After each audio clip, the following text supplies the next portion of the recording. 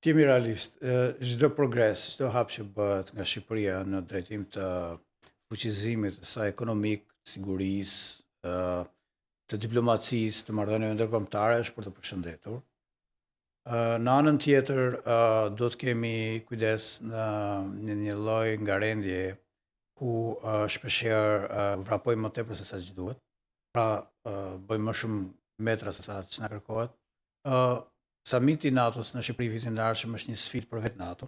Mënyra e qasjes së NATO-s së brendshme dhe së jashtme e bën samitin e vitit të ardhshëm tepër të rëndësishëm, e bën historik sepse ju e dini kemi patur një përplasje konceptuale dhe edhe publike mes Shtetet Bashkuara NATO-s, brenda NATO-s e kështu me radhë dhe lufta në lindjen e mesme, qasja në Ukrainë, por edhe konflikte të ndryshme, se deri atëherë nuk dim se çfarë do të ndodhë, e bëjnë këtë samit të jashtëzakonshëm edhe shumë të rëndësishëm. Japin dhe kryet diplomatit shqiptar zotit Rama mantelin e liderit global apo jo? Dhe nuk shiko, si mikprit si samit. Vendi mikpritës bën thjesht një detyrë për ta bërë këtë, janë bërë sakrifica të mëdha ndër breza që Shqipëria ta meritoi këtë qasje dhe këtë summit.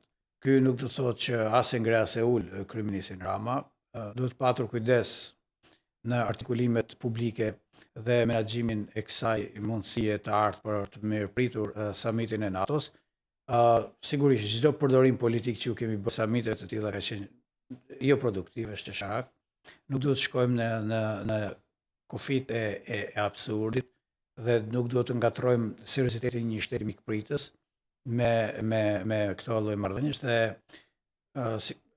siguria e NATO-s për summitin sigurisht që do të koordinohet me agjencitë e ligjit zbatuese të Shqipërisë, por në thelb sigurinë e NATO-s e ka NATO dhe këtu besoj që jo të gjitha elementet do të bëhen publik. Do të presim deri atëherë se çfarë do të ndodhë. Le të urojmë së pari që të bëhet summiti i NATO-s dhe të bëhet në Tiranë. Dhe e dyta do të ishte shumë e rëndësishme që presidenti Trump ta vizitojë Shqipërinë në kuadër të summitit NATO-s dhe të shohim një prafrim të mëtejshëm të marrëdhënieve të Shqipërisë në konceptin transatlantik të marrëdhënieve. Hapja e gjitha kapitujve brenda një viti, një akord në vetë ky diplomacisë shqiptare dhe natyrisht i zotit Rama, i cili për së vërtetës ka qenë kryet diplomati shqiptar nga 2013 deri më sot, sepse ai ka qenë iniciatori kryesor i. Është vërtet. Pra, a është ky një sukses tjetër i arritur në këtë drejtim? Shiko, i duhet dhënë haku. Apo është rezultati gjeopolitikës? I duhet dhënë haku gjithë secilit. Zoti Rama me stilin e vet, me diplomacinë e vet, në një farë mënyrë hapi një kapitull të ri për konceptin e diplomacisë, duke e zhvendosur nga diplomacia tradicionale që vinte nga Ministria e Jashtme, institucionet e tjerë, ku një rol luante edhe presidenti, diplomatët, e koncentrohej tek roli i tij. Dhe për mua ka qenë një befasi dhe është interesante për të analizuar se si një personalitet që vjen nga bashkia, si kryetar bashkie, kryetar partie, që nuk kishte ndonjë interes të madh për diplomacinë, madje kishte një qasje jo fort dashamirëse ose nuk kishte ndonjë simpati të madhe për diplomacinë. E shifte si një fush ku luhet kot. Njerëz me kollar që mbashtrojnë rrugëve. Por ai arriti që me stilin e vet, me mënyrën se si lobon, se si vepron. Do të thotë artist, me artist ndër ministra. Të jetë një shembull se si diplomacia personale luan rol dhe duhet t'i japim hakun në këtë drejtim. Pra, disa gjëra që janë bërë në Shqipëri janë bërë sepse ka ditur të lozë shumë fort dhe shumë mirë në arenën ndërkombëtare, natyrisht edhe duke provokuar, këtu s'ka nevojë të përmend disa raste, por ka qenë njeriu që ka udhëhequr aksione diplomatike dhe ka qenë në qendër të vëmendjes. Pra, nga periferia ka ardhur në qendër dhe për këtë ishte si bashkëthemelues natyrisht te Këshillit të Ambasadorëve, ju si këshill keni pasur qendrime kritike në shumë ka veprimet e diplomacisë shqiptare dhe natyrisht të kryediplomatit zotit Rama në lidhje me çështjet saktuara. Shiko, unë jam antar i Këshillit të Ambasadorëve dhe sigurisht Këshilli i Ambasadorëve ka mbajtur qendrimet e veta, ndonjëherë ndoshta edhe të pa nevojshme, sepse nuk është e thënë që për çdo veprim të ketë qendrime. Unë po flas këtu në këndvështrimin tim personal, pasi e shoh unë si një diplomat lëvizjen e një personaliteti si kryeministri, si ka arritur ai që ta përdor diplomacinë personale për menaxhimin e projekteve që ka, për qoftë edhe për të lobuar për të bërë summitin e NATO-s këtu, apo komitetin politik që u bë vitin e kaluar, të BE-s apo disa forume. Do të jemi realist.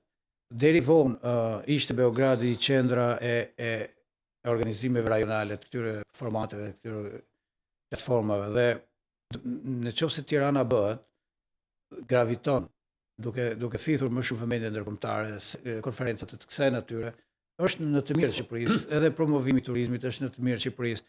Pra, do t'i japim hakun gjithë secilit. Atëherë kryeministri ka të drejtë kur disa muaj më parë shkoi te godina e Ministrisë së Jashtme dhe tha që këtu punon vetëm ministra, cilën e sharkoi më njëherë disa muaj më vonë, pa mbushur ende 16 kryet detyrës dhe roja i godinës.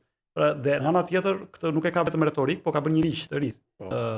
Shërbimin e jashtëm, i cili është kritikuar gjërësisht nga trupat diplomatike në vend.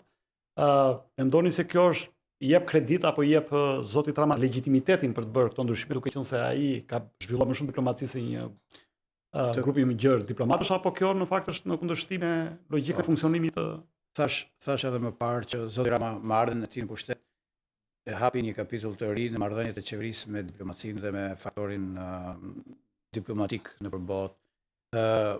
Kemi ligjin famkeq të vitit 2015 që është kritikuar dhe ky ligj është baza e ndërtimit të së keqes në fakt, ose konceptit shumë të keq ndaj diplomacisë, shërbimit diplomatik, ambasadorëve, emërimeve kështu me radhë, nxjerrjen e jashtëtoje të presidentit dhe të komisionit jashtë të parlamentit, i cili është thjesht një post factum committee.